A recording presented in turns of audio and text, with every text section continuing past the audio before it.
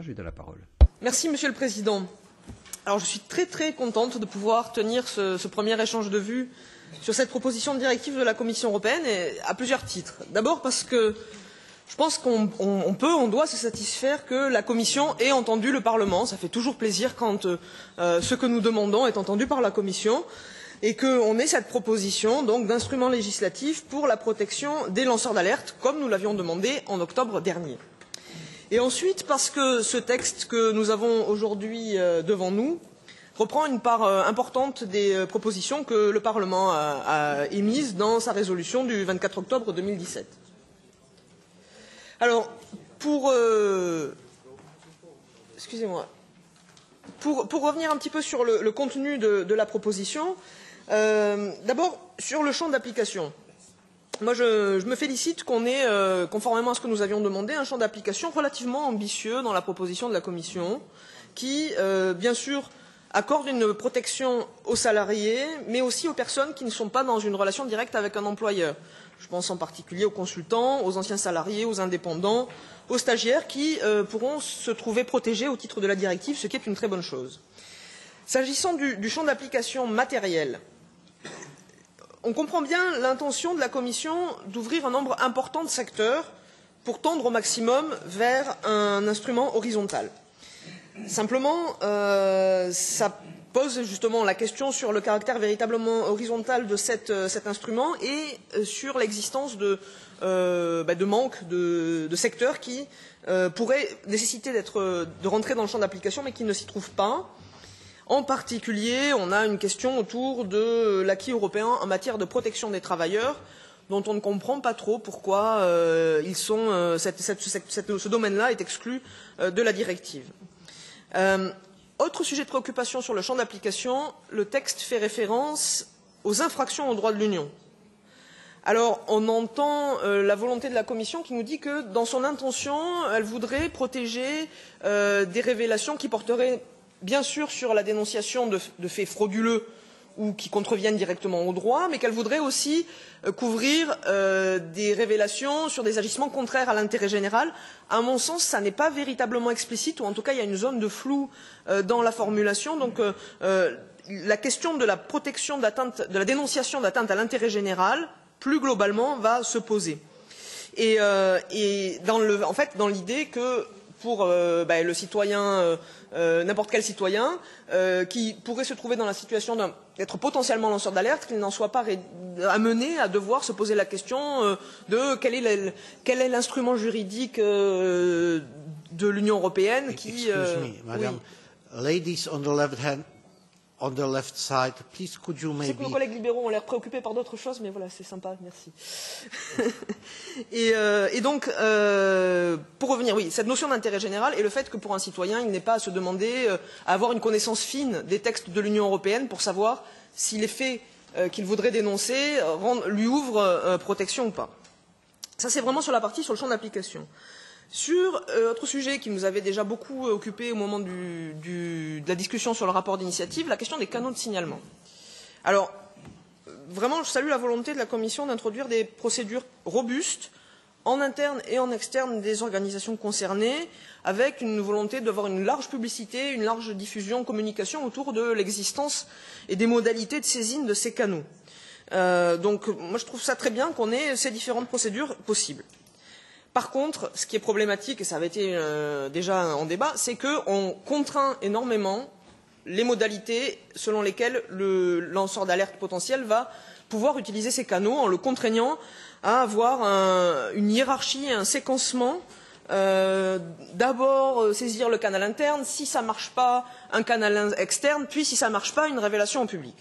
Et ça pose quand même un certain nombre de problèmes. Alors, la Commission prévoit des exceptions qui permettent de se tourner directement soit vers le signalement externe, soit vers le public. Mais simplement, ces exceptions, aujourd'hui, elles sont beaucoup trop étroites. On parle d'urgence, on parle d'inadaptation du canal interne. Et cette approche-là, elle reste problématique pour au moins deux raisons.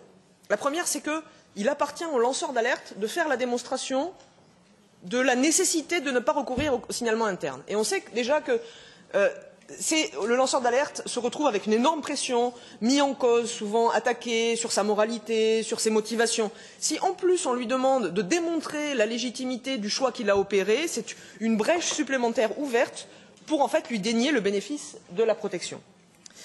La seconde, c'est de se dire que, en fait, on empêche un salarié ou apparenté qui aurait connaissance d'une grave infraction de saisir directement les autorités compétentes, alors que, en cas de grave infraction, il n'est pas question, on est dans une situation d'infraction, il n'y a pas question d'une résolution interne.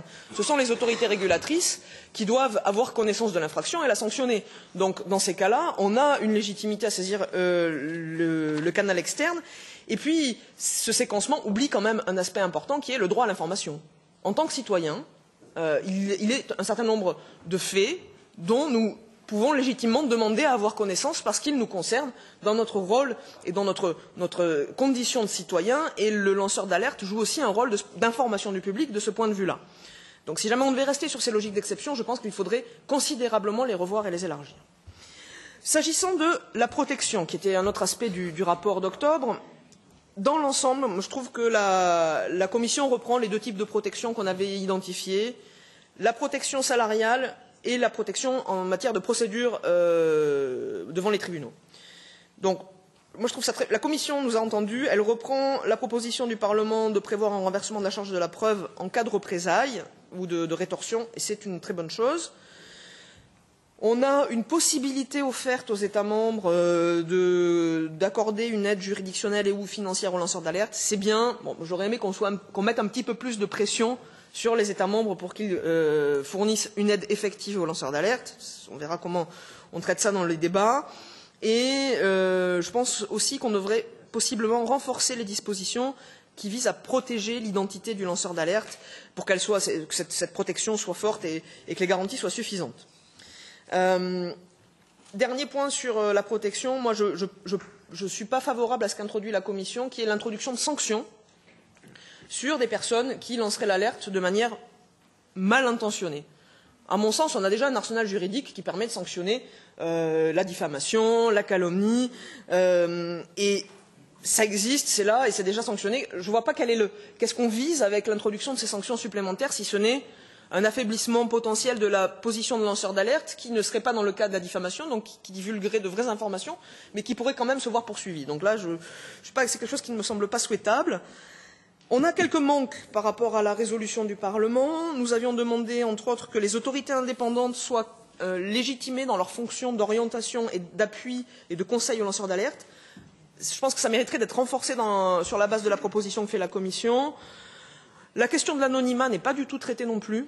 On sait que la possibilité encadrée, il ne s'agit pas bien encadrée et bien circonscrite, d'avoir des signalements anonymes peut aider à détecter un certain nombre d'infractions.